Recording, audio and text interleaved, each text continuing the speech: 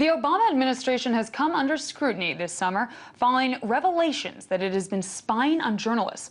And thanks to the exposure by Edward Snowden, the American public now know the government has tremendous access to everything from our Facebook accounts to our cell phone records.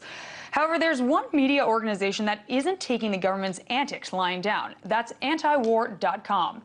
In May, the website announced that it was suing the FBI for spying on them, even though the FBI acknowledged it didn't suspect the website of any crimes.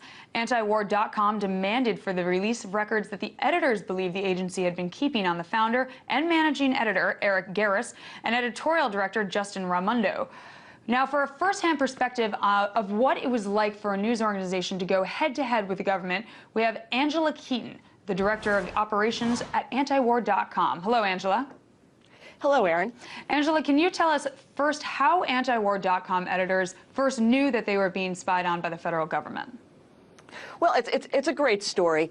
Back in the late summer of 2011, our webmaster and founder, Eric Garris, received information from a reader who had been casually looking at a website called Scribd, where large publicly shared documents are uploaded, and found an unrelated Freedom of Information Act request on issues that were ancillary to the events on 9/11 that mentioned quite a bit about antiwar.com, particularly asked a lot of kind of curiously basic and inane questions about our editorial director, Justin Raimondo, but it grew quite sinister from there.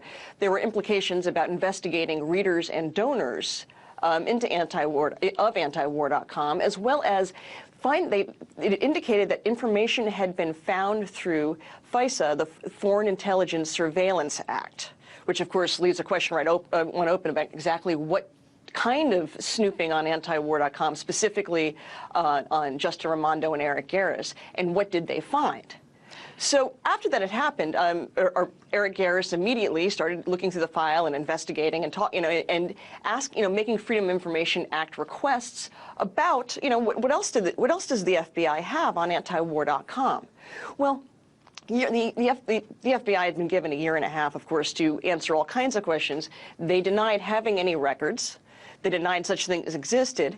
And then the ACLU, of course, decided after enough nonsense back in May they would file a case.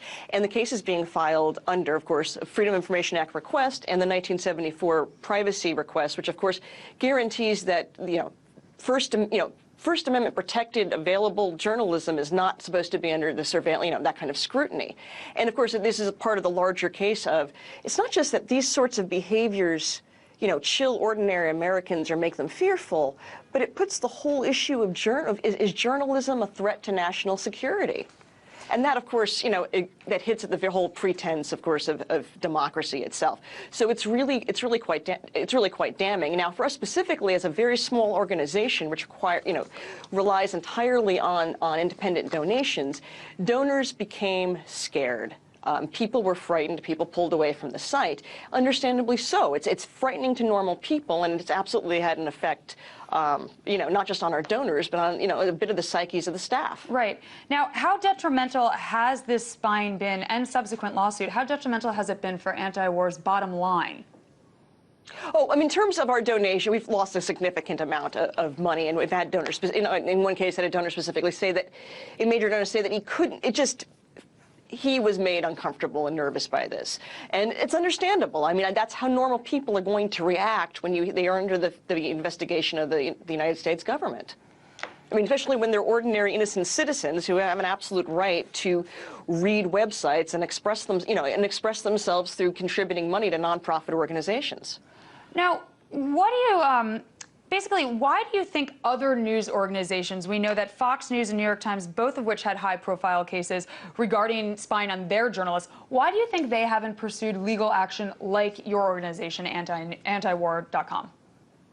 I couldn't possibly speculate on the why. Those are mainstream news organizations. They really toil in different fields than we do. Now, of course, to understand, it's absolutely unconscionable that the Obama administration is, wiretapping journalists of any political stripe or from any kind of news outlet. Understand that.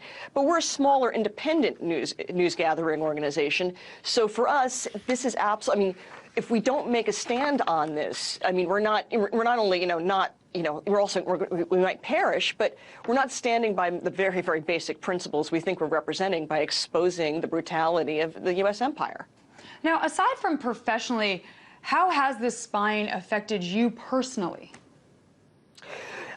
Well, I would say that, what was a very poignant essay by our editorial director, Justin Raimondo, is he wrote a great deal about what it immediately felt like when Eric Garris told him of the existence of this file, and just how, of course, it changes, one's interactions with, your family members. You're having, we are all human beings, and we interact with families, and we have our projects and hobbies where we're communicating with people. And the fact that someone is spying on your most intimate family relationships, your romance, everything, that of course, it creates a sense of fear.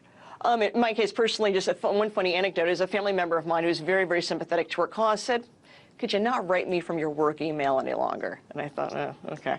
So, it does affect things. But understand this, and be really clear. The anti-war movement has been under investigation since World War I. Anti-war activists of all stripes and all ideologies know they're being spied upon. This is nothing new. Antiwar.com is just forcing the issue publicly. Thank you, Angela. That was Angela Keaton, the director of operations at Antiwar.com.